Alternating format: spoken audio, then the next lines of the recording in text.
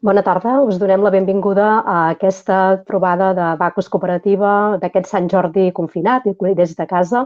Però com que és Sant Jordi, des de la cooperativa continuem fent les trobades amb els escriptors, però no els fem a les botigues, sinó que hem trobat una altra manera per poder-vos traspassar els llibres i les opinions dels escriptors. I avui fem el llibre La pseudohistòria contra Catalunya i parlarem amb en Cèsar. Hola, ¿qué tal? Buena tarda. Gràcies a Bacus per convidar-nos en nom de tots els autors del llibre.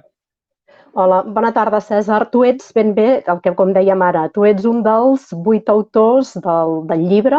Abans que res, després ja direm el nom de tots els autors i de l'editorial. Més que res, abans que res, preguntar-te com estàs en aquests moments així tan especials per tots, com portes el confinament, esteu bé? Confitats és la paraula que cada vegada s'està fent servir més en aquest aspecte. No, mira, 4 dies aquí tancats i fem el que podem. La veritat és que aquestes coses com les vostres ajuden molt a passar el temps. Sí, però bueno, fem el que podem. Perfecte. Tu, Cèsar, molt bé. Tu, Cèsar, ets un dels, com he dit abans, un dels 8 autors que heu fet una obra col·lectiva que us ha editat Eumo Editorial. Els altres, la coordinació del llibre ha estat coordinada per el Vicent Baidal i pel Cristian Palomo, no? Són els 2 coordinadors. I, a més, hi han col·laborat en Xevi Camproví, l'Estefano Maria Gingolani, el Guillem Fornés, el Lluís Ferran Toledano i l'Albert Velasco. Aquests sou els autors. Llavors, i el títol del llibre ens diu ja una mica cap on van les coses, no? O sigui, això de la pseudohistòria. I jo, per començar, m'agradaria que ens definissis una mica què enteneu per pseudohistòria, o sigui, què és el que hi ha al darrere d'aquesta paraula que és més fosca potser que clara. Bueno, pseudohistòria és un prefix pseudo que prové del grec, que simplement vol dir fals. És a dir, que estem parlant de falsa història, vol que és literalment mentida. Per tant, pseudohistòria és no només una mentida, sinó que és més greu perquè el que es tracta és de manipular intencionadament la història. Per tant, pseudohistòria és manipulació intencionada de la història, normalment amb unes finalitats econòmiques, polítiques, generalment ideològiques. Exacte, o sigui, aquesta manipulació és el que vosaltres voleu denunciar amb el llibre, no? O sigui, com des de la història, no? O sigui, el que nosaltres podem entendre per història, que hi ha altres persones que se n'apropien, no? I fan aquesta història falsa, no? Un altre títol. Llavors, per què heu decidit? O sigui, per què aquest llibre? Per què tot un grup d'historiadors de diferents branques, perquè hi ha filòlegs també, o sigui, quina és la voluntat de cop i volta decidir que es fa aquest llibre quan ja fa molts anys que, sobretot, tant des de l'espanyolisme, que ja ha creat un discurs amb Pio Moa, després ja en parlarem, i també de l'Institut de Nova Història, que ja fa molts anys que funciona. Per què ara el llibre? Per què heu decidit escriure'l ara? Bé, ara per diverses raons. Una d'elles, la pràctica, és perquè abans molts de nosaltres no teníem edat per fer-les. Per tant, és que alguns dels autors alguns són més grans, jo soc el més gran, igual que el Toledano, però alguns estan en la franja dels 30. Per tant, dius, per què abans? És que no tenia edat. L'Estefano Gingolani no, Hi ha algú que és una mica més gran, no? L'Estefano Gingolani és més gran, però el Fornés, el Cristian Palomo, sí, són més joves. Per tant, la primera, perquè no teníem edat per fer-ho. Després, una altra qüestió és perquè realment han estat els últims aquests 15 anys els que han afavorit el creixement exponencial d'aquestes teories, en part gràcies a les xarxes socials, a la difusió a través de les xarxes socials. Ha crescut moltíssim la difusió d'aquestes teories i, per tant, és ara quan realment cal fer posar un punt sobre les is i dir prou, perquè s'havia estès molt i moltíssim. A més, la situació sociopolítica, que si de cas després ja entrarem, també ho ha afavorit aquesta situació sociopolítica que ha afavorit molt la retroalimentació de les dues pseudohistòries, tant la nacionalista espanyola com la de Barretina i Espardenya, doncs és a partir del 2010, és a dir, que tampoc no fa tant de temps, en realitat portem 10 anys, que gràcies a aquesta situació hi ha hagut molta gent que ha abraçat aquestes teories històriques, o bé per un sentit o bé per l'altre. Per tant, no arribem tard, tot i que en el llibre sí que fem una autocrítica en el sentit que molts historiadors especialment dins de l'àmbit acadèmic, s'haurien d'haver posat les piles abans i que potser aquest llibre hauria d'haver arribat molt abans del que ha arribat. És a dir, que fem una autocrítica que realment està en el llibre, especialment en l'últim capítol del Ferran Toledano i en el meu, i també en part del Baidal també es fa aquesta crítica. Però ja et dic, cronològicament era complicat de fer-ho abans perquè és ara quan tenim el problema. Molt bé. I, a més, la primera part és la pseudohistòria i després és el contra Catalunya. O sigui, que les dues corrents que vosaltres analitzeu, que serien l'espanyolisme i l'Institut de Nova Història, totes dues, per molt que creen una falsa història, cap de les dues afavoreix. O sigui, podríem entendre que una dels corrents, que seria el de l'espanyolisme, anés en contra Catalunya, però que dins de Catalunya també hi hagi un corrent que vagi en contra, aquest en contra, per què? O sigui, el pots argumentar, no? Perquè suposo que molta gent dirà, bueno... Sí. Mira, això ho explica molt bé els capítols de l'Stefano, del Cingolani, sobre el xovinisme de l'Institut Nova Història, de les teories aquestes estrafolàries sobre l'apropiament de personatges que són propis de la història mita més casposa i retrògrada del nacionalcatolicisme històric de l'espanyolisme més tronat. És a dir, que és simplement agafar aquesta història mita espanyolista i agafar-li els principals personatges, siguin els Pizarro, siguin els Coloms, siguin el que siguin, posar-li una barretina i dir que són catalans. Clar, això no és història, això és història mita.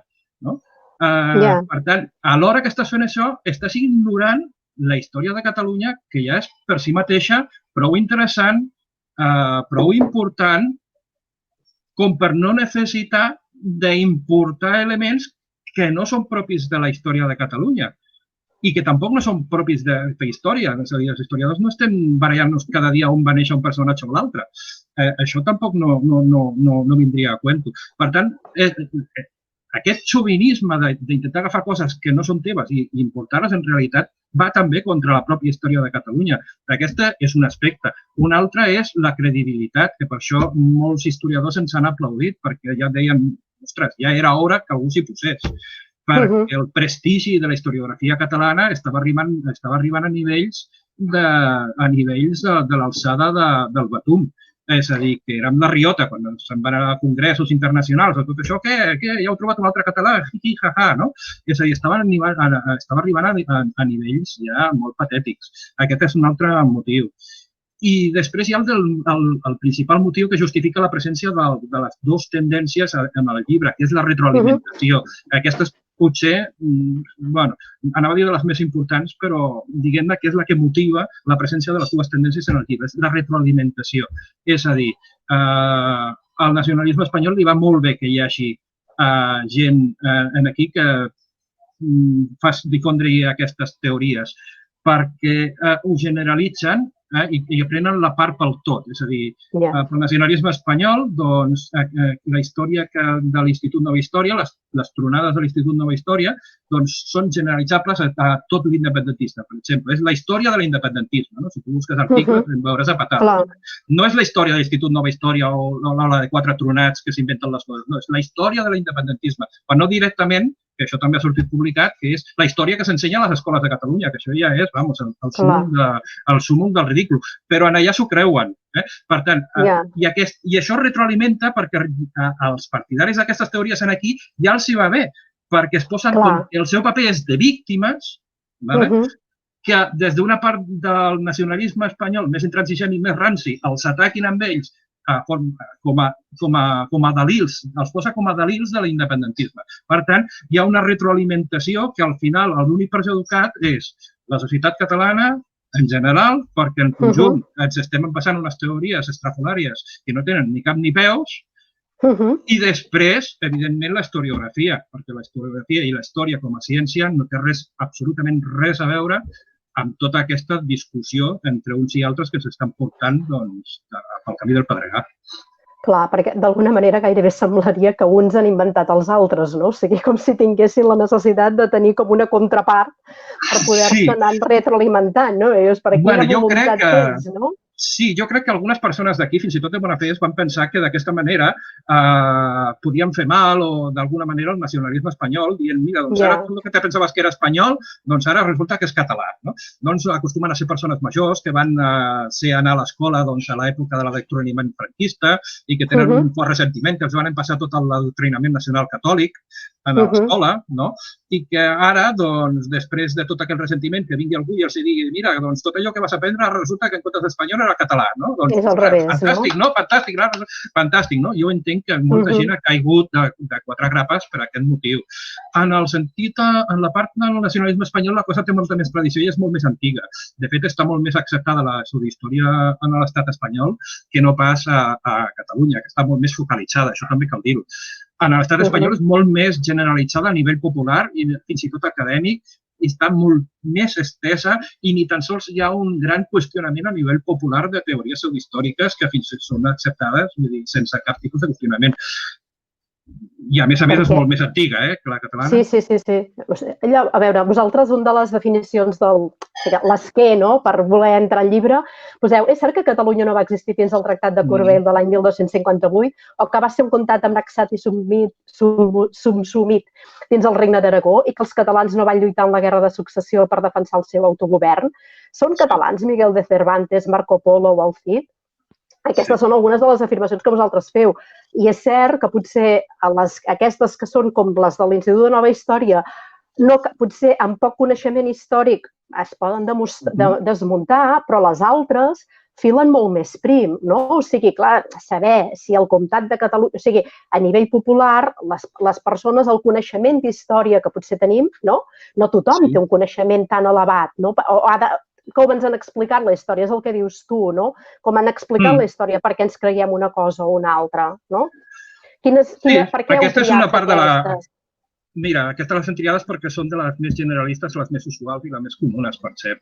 En el llibre triem de les més conegudes, perquè n'hi havia moltíssimes més i podríem fer-ne 10 llibres com aquests a força de totes les barbaritats que s'han arribat a dir i s'han arribat a deixar anar.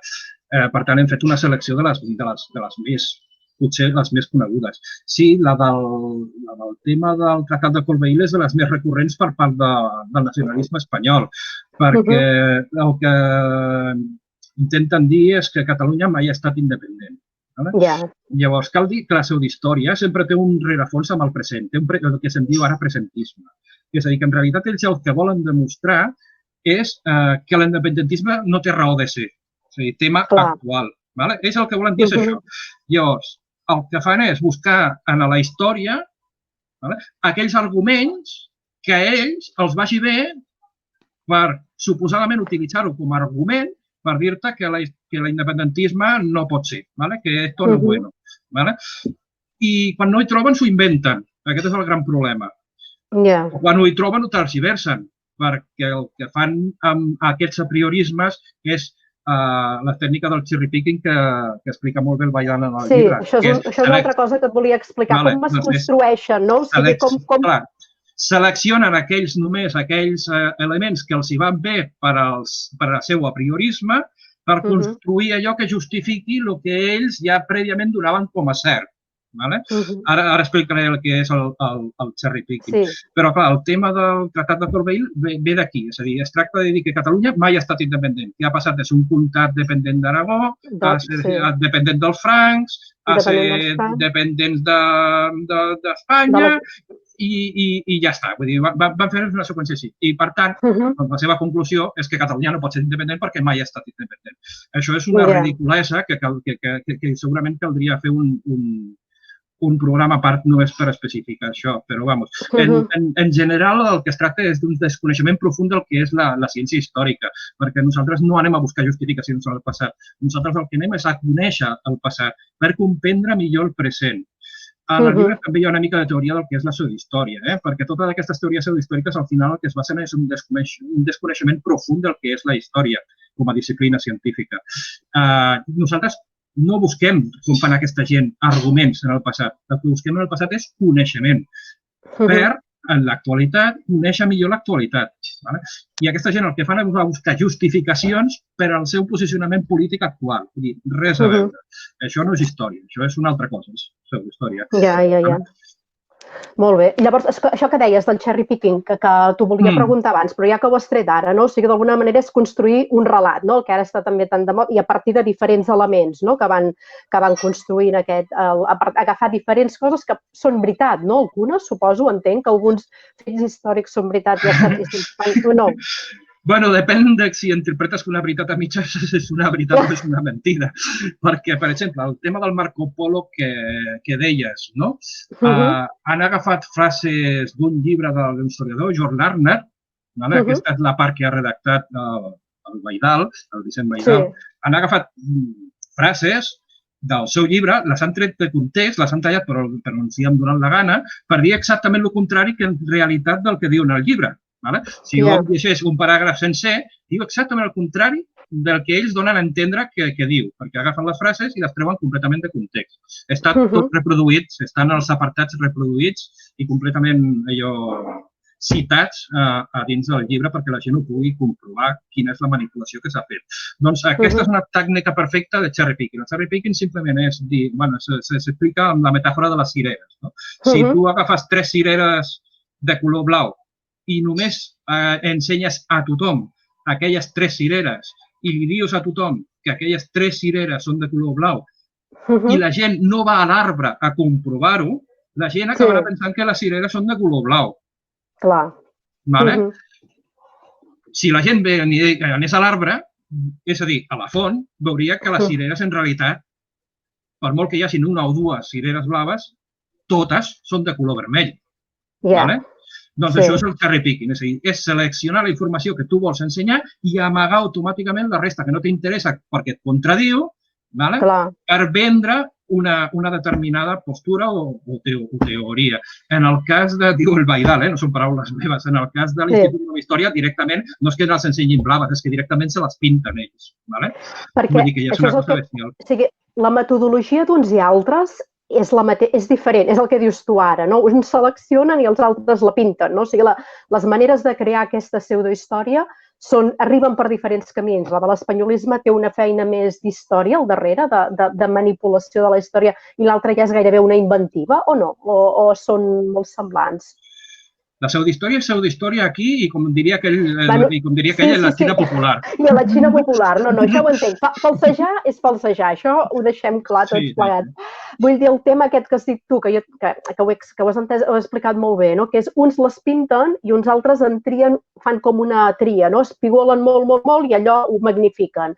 O és que realment tots magnifiquen i tots manipulen independentment del que acaben del resultat final? No, és a dir, aquí el que importa és que cadascú tira pel seu interès o ideologia política i en funció d'això fan i desfan com els dona la gana. No hi ha una... No sé com dir-ho. Els sistemes són diferents, això sí, aquesta és més aviat la part que he fet jo. El sistema de difusió són bastant diferents. En el cas de català està més concentrat en una o dues organitzacions per la banda independentista i també hi ha un parell d'organitzacions en sentit contrari, unionistes, antiindependentistes, que també es dediquen a fer el mateix. Però en aquest cas, diguem que les empaquetaríem el que és també les teories pseudohistòriques del nacionalisme espanyol. Però sí que és diferent, mentre que aquí està tot molt més concentrat en un parell d'entitats que fan la seva i una colla de senyors afins que es creuen el Messies, diguem-ne, doncs en el cas espanyol està molt més estès a nivell popular i no hi ha una institució central que digui, mira, aquests fan això.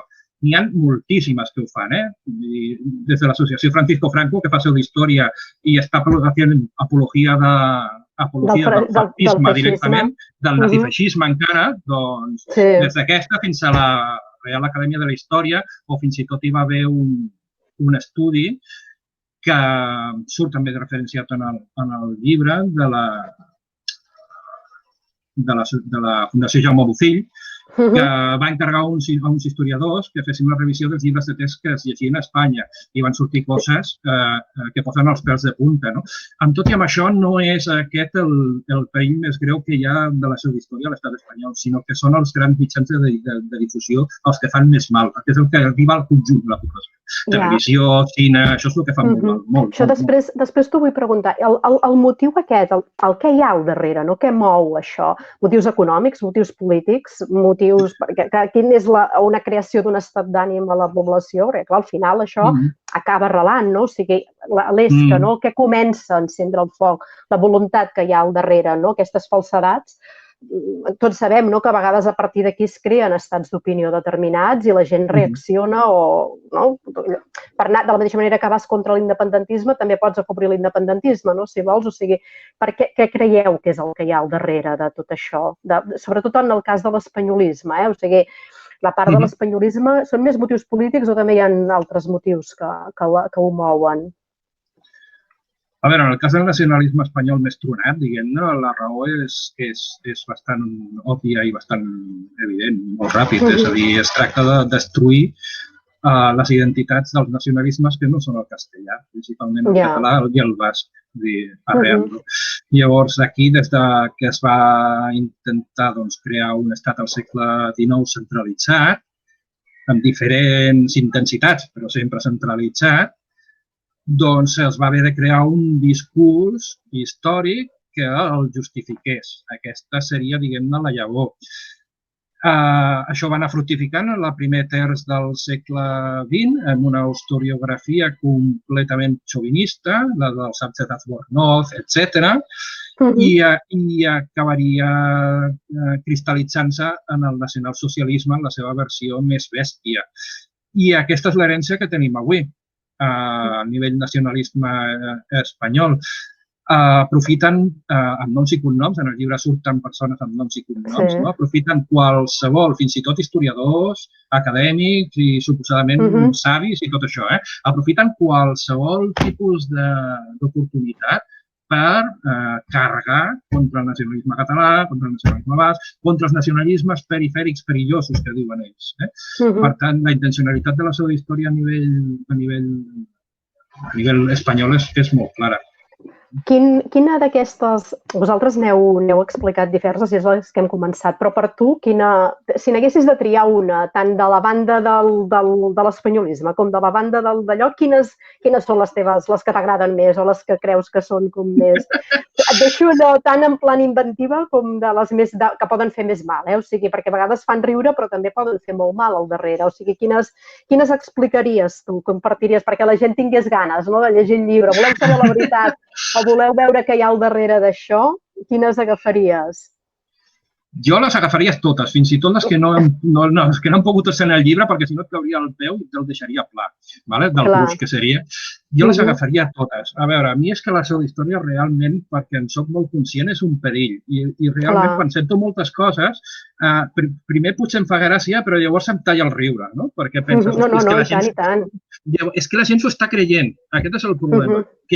Que molts pensaven, no era el meu cas, però molts es pensaven que això, deixa'ls, que serà cosa de 4 dies, si fa riure. Home, si és evident, deien, no? Si això ja passarà.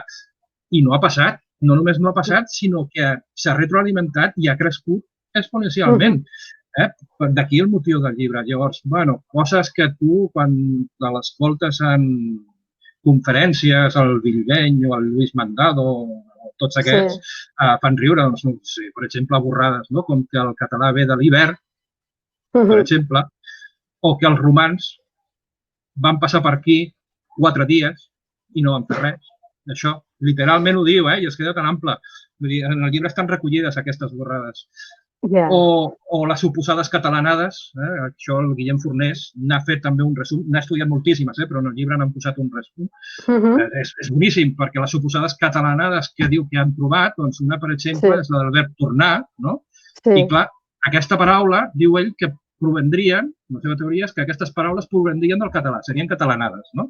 Clar, la gràcia d'aquesta paraula és que apareix en documents castellans abans que existís la Inquisició. És a dir, què va fer la Inquisició? Muntar-se una màquina del temps, com diu ell, viatjant al temps, apuntar ja les paraules i tornar al seu temps perquè quedessin tots els documents allò tergiversats. És que és esquizofrènic, no té ni cap ni peus. Llavors, com aquestes, és que n'hi ha tantes, però tantes, potser la del Colom és la que ocupa, jo seleccionaria la del Colom. La del Colom ocupa 100 pàgines, és la més extensa que han fet entre els tres, el Cristian Palomo, el Cingolani, i potser és la que dius, mira, és que després de llegir això, és que apaga i vámonos, no? Com va dir un periodista, després de llegir-se, dius que et donen ganes d'anar a aquests de l'Institut Nova Història, fer-los una abraçada, dir-los pobrets i de desitjar-los que es dediquen a una altra cosa. És que és tan matxacón, destrossant una cosa al darrere de l'altra, que dius, és que no hi ha contestació possible. Perquè en el cas del Colom sembla com si volguessin alimentar aquesta... Sempre hi ha hagut, no? Com una idea, no? Com sempre ha corregut, no? Aquest d'allò de dir, no, és que el Colom era català, no? O sigui, hi ha altres coses que no tant, però amb aquesta sempre hi ha hagut, que sempre s'ha volgut buscar, no? Alguna mena de relació, no? Amb el Cristòfor Colom. És que aquí està una mica l'origen del que em preguntaves abans de com va començar tot això per la banda catalana. A veure, fa 20 anys, per posar alguna cosa, estem al 2020, sí, doncs sí, fa 20 anys, 25 anys, sí. Realment era un debat obert, bueno, ho és, era un debat obert el de l'origen de Colom. De fet, en el llibre no ens posem amb això, ara ho explicaré per on va. El problema és que ara ha quedat tan intoxicat i ha quedat tot tan contaminat que no hi ha qui tingui el que s'ha de tenir per posar-s'hi a fer una teoria alternativa. Dius, és que vamos a dejar-lo estar, que respiri, que s'obrin les finestres. Però realment, quan el Vimbeny, que és qui va iniciar tot aquest rotllo, va anar a la facultat i li van acceptar inicialment el doctorat, era perquè hi havia la possibilitat oberta de que l'origen de Colom era certament desconegut i a veure què passava. El problema és que el van fer fora. Van fer fora per tergiversar les fonts i per fer una mala praxis en l'ús de la informació. I després, ara que després tant diu que renega de l'acadèmia, doncs es passejava per tot arreu intentant trobar algun altre director per la seva tesi i no el va trobar.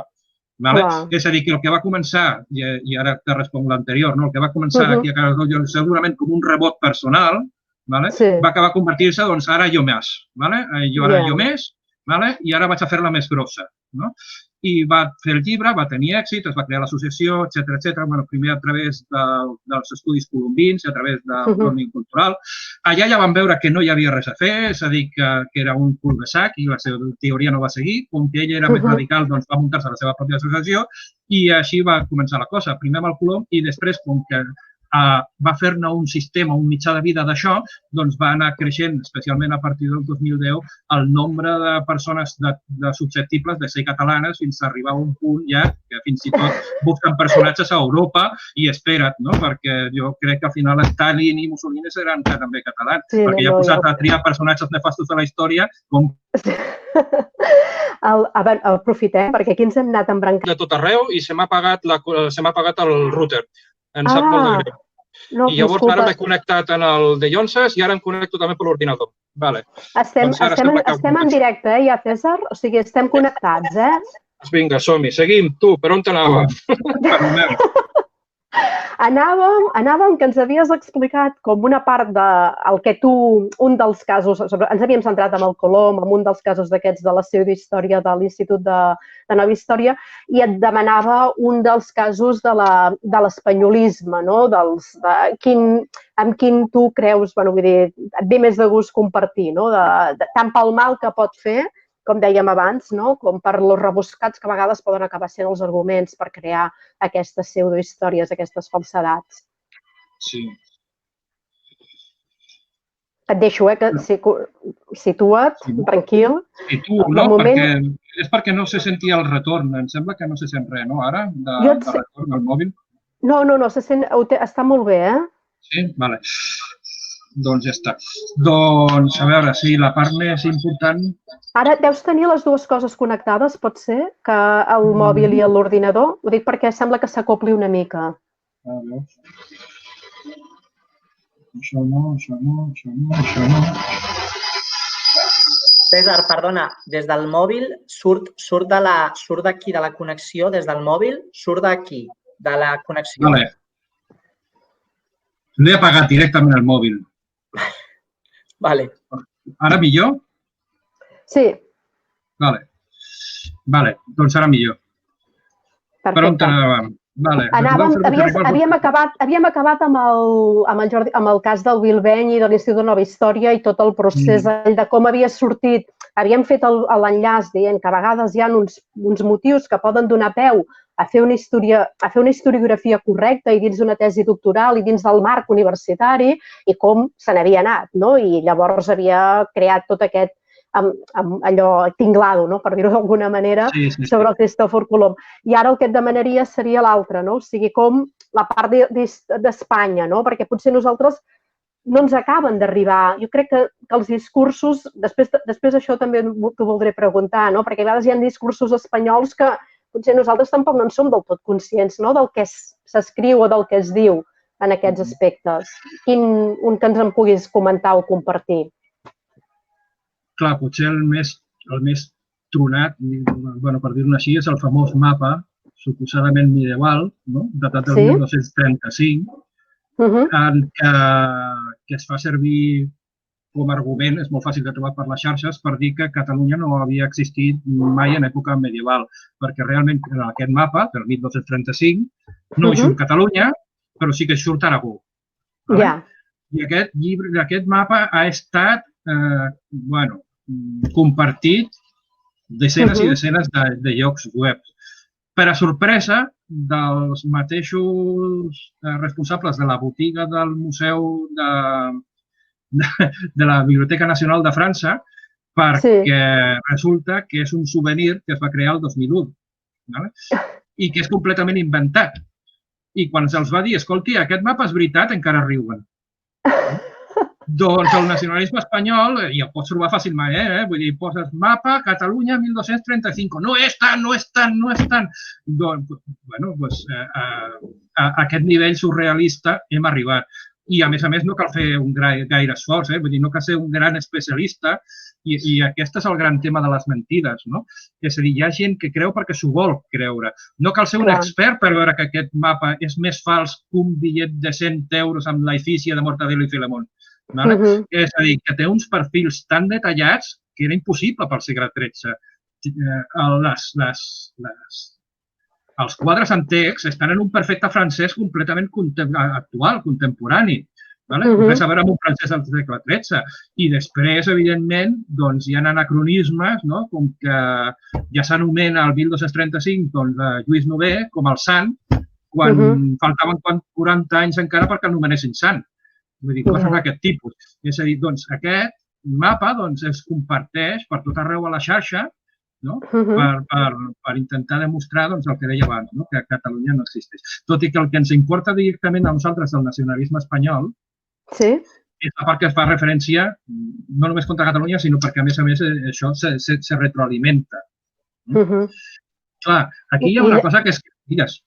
No, tu deies, jo suposo que abans deies això, l'altaveu que suposa, o sigui, quins són els altaveus que fan que aquests discursos que podrien quedar dins dels àmbits dels entesos o els interessats per la història traspassin a la societat, traspassin en una determinada comunitat i se'ns els acabem creient, no? Com funciona aquest mecanisme, que és una part, una mica el que expliques tu al llibre, el poder de les xarxes, dels mitjans de comunicació. N'he fet un resum, Ben fet. Digues. De moment no hi ha cap comentari, que, a veure, cap persona parla del Bilbeny, però no hi ha cap pregunta concreta, no? De moment, si teniu preguntes per en Cèsar, ja sabeu, escriviu-les al xat, Si en veus alguna, tu, Cèsar, que d'això també les... Sí, vaig mirant. Bona tarda, Hugo. Mira, com deia Mark Twain, enganyar algú és fàcil. El que és difícil és dir-li a l'enganyat que l'han mentit. Això sí que és molt difícil. I aquesta feina, per tant, és molt complicada. Clar, per nosaltres, moltes vegades, ens ha semblat molt evident dir que era mentida, però tu a una persona que bonament s'ha cregut aquestes mentides, home, dir-li en 2 segons, mira, t'han pres la cabellera, és molt complicat. I segurament aquesta persona reaccionarà segurament malament. i a més encara tindrem un problema. Vale? Per tant, tenim una tasca realment que no és fàcil, és bastant complicadeta. Vale? I està unida a l'èxit que ha tingut aquestes teories, perquè realment si una virtut han tingut aquesta gent, Bilbeny i companyia, és no només ells fer-se passar per experts, sense ser-ho, sinó que, a més, fer creure als altres que els altres també ho són. I això ja és l'hòstia, la cautxutada. És un mèrit que s'havia de reconèixer. Llavors, arriben a fer simposis, no?, a Areny. Igual, ja passo de l'ordinador, eh? Molt bé, Cèsar. Ja em quedo aquí amb el mòbil perquè, com pots veure, estem a les fosques. Ja ho veig. Ets a Barcelona, Cèsar? No, a Sabadell. A Sabadell, d'acord. Ara estàs a contrallum total, no et veiem, eh? O sigui que sí... I és realment això... Això sembla que fem una pseudoconnexió, gairebé semblarà que... Bueno, us deixo, eh? Molt bé, a veure si continuem. Acabem. Com a mínim per poder acabar, Cèsar, fem una mínim de conclusió o així, que et puguis acomiadar de tota la gent que està connectada i que està participant i que així podem fer com una mena de conclusió del llibre. Ens has explicat quins eren els motius d'allò, ens has explicat el que hi havia al darrere de la pseudohistòria. Fem una mica així de resum, no? Aquesta necessitat de crear una falsedat, com es mouen motius econòmics, motius polítics en molts casos, però que sabem que en altres casos que a nosaltres ens poden arribar hi ha motius econòmics i estratègics darrere de crear una falsa història, si sortim de l'àmbit català i espanyol, no? El mateix Bilbeny ho recull i ho diu, vull dir que ell va fer tot això per fer-ne un modus vivendi, vull dir que tampoc no ens ho inventem nosaltres, ho diu ell mateix a la seva pròpia pàgina web, a la biografia. També ho recollim en el llibre. I vosaltres recolliu els suports que en alguns moments ha tingut, no? I que ara suposo que cada vegada va quedant més diluït, però se l'ha empantat, d'alguna manera, per dir-ho de manera suau. No ho sé, aquí ja ni entro ni... No hi entrem els autors amb això. Els autors el que volíem deixar ben clara, primera, que la història és una disciplina científica, perquè aquesta pseudohistòria el que fan és denostrar la disciplina, donen per entès que és simplement una opinió o que, ens ho podem inventar i no passa res. Per tant, una defensa de la disciplina històrica com a ciència, que la gent, això en pell popular es pensa que, història, qualsevol, en plan, passa un carajillo, que m'invento altra cosa, no? I la història no és això. Després, denunciar, evidentment, les falsetats, que és el que es fem amb exemples, i és el que fins ara no s'havia fet, entrar fil per randa en les coses que diuen i demostrar-la fefaentment amb arguments contrastables i que es poden anar a mirar, que el que diuen és mentida. Aquest és el gran què del llibre que no s'havia fet fins ara. No només teoritzar, sinó dir-li, mira, aquí hi ha aquest document, aquest i aquest altre. Per exemple, el tema més evident, que és el que comentàvem abans, el de Colom, doncs la persona que ells diuen que era Colom, que és això en el que es centra el llibre, el capítol de Colom es centra en deixar en evidència que la persona que ells diuen que era Colom, el Joan Colom Bertran, que ells diuen que era la mateixa persona, en realitat no ho és. I per què? Doncs, entre altres coses, perquè quan el Colom de veritat va descobrir en Mèdica, aquest personatge feia 15 anys que havia mort. És un petit detall sense importància. Per tant, deixar en evidència això, com documentalment, i no amb un document, és que n'hi ha 3 que diuen que aquest senyor havia mort el 1477. Llavors hi ha tot aquest rotllo amb el llatí, que ell diu que quondam, la paraula quondam en llatí, voldria dir que està civilment mort, però que no vol dir que està mort. Doncs entre tota la gent que es va morir en els segles XII, XIII i XIV, doncs es veu que l'única excepció era aquest senyor que volia dir una altra cosa. I a més, agafant un concepte que era inexistent del Codi Civil com era la mort civil, en fi, és tot un matxembrat de coses que si tu no vas a la font a comprovar-ho, doncs tu pots creure, lo de les cireres, no? I molta gent, de fet, s'ho ha cregut. Llavors, defensar aquesta cientificitat i aquest prestigi i aquesta ètica de l'historiador, perquè també cal recordar que dins dels historiadors hi ha persones que, malgrat tenir estudis, també s'han afegit a aquestes teories per motius ideològics. És a dir, que sobretot que l'ètica és molt important. I després avisar dels perills de la seva història, perquè quan tu busques en el passat arguments per a priorismes del present i quan no els trobes, te'ls inventes, al final el que arriba és el fanatisme. I això és molt perillós.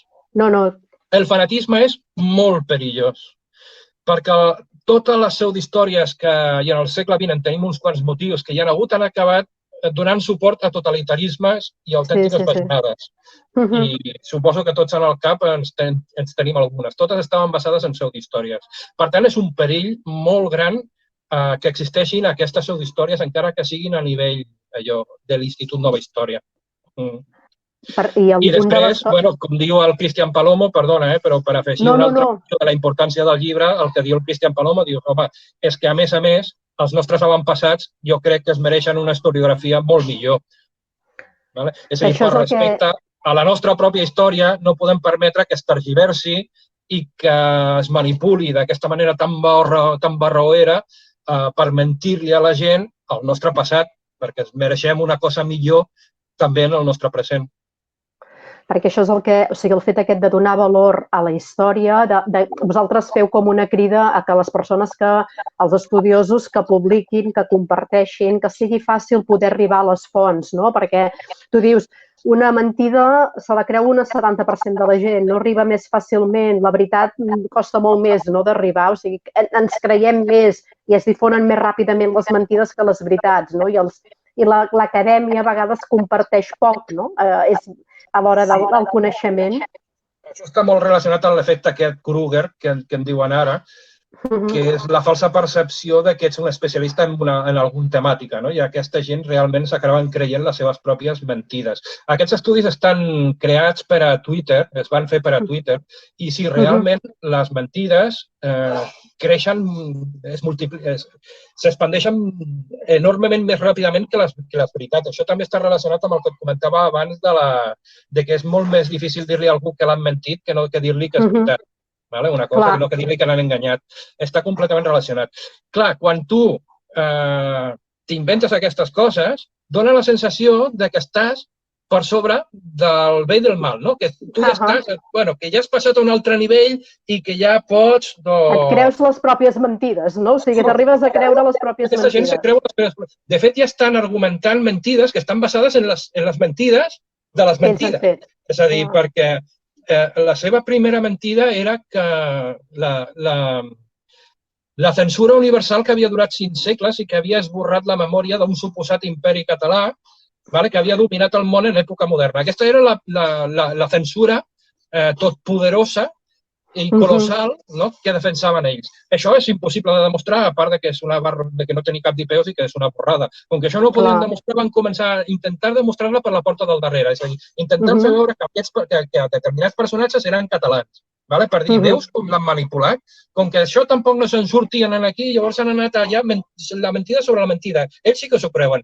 I llavors, com que aquests personatges eren catalans perquè la censura manipulava, doncs anem a buscar personatges a Europa. Llavors ara Da Vinci, Erasme de Rotterdam, vull dir, van buscant per tot arreu, Marco Polo, van buscant per tot arreu personatges d'origen català o suposadament catalans, etc. Vull dir, sí, és molt complicat perquè les xarxes socials això ho permeten, no? Perquè posa al mateix nivell un premi Nobel que qualsevol persona normal i corrent que no ha de per què tenir un coneixement sobre molt específics d'una matèria. Llavors, allà qualsevol entra... Ara pas hi vens. Et volia... Abans has fet referència als llibres de les escoles. Quin paper té la formació en història i entendre els contextos? O sigui, quina metodologia creus que a l'hora d'ensenyar història, si tu has après història com un lloro i no has contextualitzat, no has vist tota la cronologia, com creus que s'ha d'ensenyar la història perquè tinguem aquest esperit crític, perquè puguem raonar? Doncs ja t'has respost tu mateixa. El problema és l'esperit crític, perquè, clar, nosaltres ens han inundat a informació, és a dir, això que anomena la societat del coneixement en realitat no és tal, és la societat de la informació, perquè el coneixement està dins de les persones. El que hi ha a internet és l'accés fàcil a molta informació, i el que ha passat és que ens hem adonat que aquest accés a la informació resulta que no era el problema, que el problema el teníem nosaltres, perquè ara tenim accés a la informació i resulta que continuem dient les mateixes borrades o més grans que abans, perquè t'ha creat aquesta falsa impressió que ets un expert quan en realitat el que et falta és coneixement sobre una matèria. Vull dir que la informació estigui allà no et converteix a tu en un expert. I després el que comentaves abans, el problema de la difusió a l'escola és relatiu, perquè la vida dura molt més enllà que no pas l'època escolar. El problema és aquest coneixement crític, per una banda, i el tema és a nivell acadèmic i a nivell d'investigació rigorosa que no es pugui i no es faci arribar, perquè hi ha fins i tot gent que no vol, fer arribar aquests coneixements que es tenen al conjunt de la població. I això està costant moltíssim. Fins i tot encara avui en dia tenim amics doctorants, no direm nom ni perquè es diu el pecat però no es diu el pecador, quan diuen que volen fer una determinada difusió, etc., a determinats personatges a la facultat se'ls posen els pèls de punta perquè, clar, vull dir, esto seria com darle, no sé, com donar-li caviar als porcs, per dir-ho ràpidament i que s'entenguin. Llavors, hi ha una mica també com d'elitisme. Aquí també, a nivell de... Això en general, i a nivell de Catalunya el que tenim és un altre nivell afegit, que és que, clar, la universitat va esdevenir un lloc molt tancat, en part per protegir-se durant la dictadura, amb uns cercles molt endogàmics, i en el moment en què això calia expandir-ho, doncs la universitat té uns altres ritmes molt més lents i els està costant molt de sortir de la càscara de l'ou. Llavors és un problema que no es faci arribar aquesta difusió al conjunt de la població. Jo no diria que és tant un problema del col·legi, que sí, perquè els continguts alguns te'ls veus i dius, mare de Déu senyor. Com, per exemple, a televisió. És a dir, fan molt de mal sèries com Isabel, algunes que blanqueixaven fins i tot nazis, com el Cunyadísimo, Serrat Sunyer, aquesta també va fer molt de mal, blanquejant el nazisme. Aquestes sèries que realment mira tothom són les que realment fan molt de mal. Ja com anem acabant, perquè si no se'ns tallarà la connexió i hem de recomanar el llibre que s'ha publicat per Eumo i que a qui el recomanaries? O sigui, de cara a aquest Sant Jordi, a qui creus, quin perfil creus que li podria agradar el llibre i per què? O sigui, qui pot anar a comprar el llibre, qui pot regalar-lo amb tota confiança? Realment és un llibre per a tothom, perquè té diverses facetes i estan totes molt ben integrades. S'ha aconseguit que, malgrat que siguem 8 historiadors, hi ha hagut una feina molt ben trebada per part dels directors, per part del Baidal i del Palomo. I llavors tots els nivells poden trobar algun què en la cosa. És a dir, tant l'historiador especialitzats, evidentment, el munt de referències que hi ha de notes a documents són xauxa. Hi ha un munt de peus de pàgina, un munt. Està tot super documentat. Sí. Que és un requisit bàsic de l'historiador. Doncs la persona historiadora trobarà això. La persona que simplement li agrada la història trobarà un munt d'arguments per rebatre totes aquestes coses que se'n diuen per dir i que realment no tenen cap tipus de fonament real. La persona que no tingui coneixements històrics descobrirà una eina a través de la història per poder adquirir competències de nivell crític, per no creure's tot el que ens diu. Per tant, podrà descobrir com s'enganya la gent i això és útil avui en dia, que estem tot el dia online, doncs és útil a qualsevol àmbit i per totes les edats i fins i tot de totes les ideologies. Si ets independentista, doncs no només perquè hi ha la part del nacionalisme espanyol, sinó perquè no t'enganyi també amb la pròpia història i per això que dèiem, del respecte, del coneixement del passat, per entendre el nostre present, és el que ens pot ajudar a tenir un futur millor, perquè en realitat l'independentisme és una proposta de futur. I aquesta és la gran crida que també podríem fer. És a dir, la història és passat. i pretendre justificar el futur amb el passat és una mala idea. És a dir, tant per una banda com de l'altra. És a dir, si el nacionalisme espanyol ens diu que vosaltres no heu estat mal independents, i què? Com si volem ser independents des d'abans d'ahir. Quin problema hi ha? L'independentisme és una proposta de futur. A mi que em diguin que no pot ser independent perquè tens DNI, que això es diu molt bé, diu, bueno, però és que el dia que siguem independents ja no tindrem DNI o tindrem una altra cosa, vull dir, no té res a veure. O perquè fa 600 anys 2 senyors es van casar. O al revés, que no pot ser que hem de ser independents perquè el 1714 van perdre una guerra. Doncs dependrà de la gent que està, de les generacions que estan vives avui, al futur. I aquest és una de les causes principals per les quals la pseudohistòria ha tingut molt d'èxit a casa nostra aquests últims anys, per la situació de conflicte sociopolític que hi ha mal resolt i que ha volgut trobar en la pseudohistòria arguments, entre moltes cometes, històrics, també entre moltes cometes, per entrar en aquesta lluita. I això és el que ha fet que una gent i una altra entrin. Doncs la gent que vulgui conèixer de primera mà què és la història i no entrar en aquesta dinàmica que al final ens perjudica, tant si ets una banda com de l'altra, és llegir-se aquest llibre. La solució és llegir-se aquest llibre. Per tant, és molt recomanable per tothom, tinguis el pensament que tinguis, perquè aquí del que es tracta és de defensar la història. El que es tracta és d'aprendre que la història és una disciplina científica en base a documents contrastables i a proves que es puguin demostrar, no com fa la pseudohistòria, que fan servir constantment el parany de la prova indemostrable. I, per tant, jo els recomano fermament a tothom, sigui o no especialista en història, perquè realment, si vols introduir-te en la història, jo crec que és dels llibres que es convertiran en lectura obligatòria, si no ho és ja.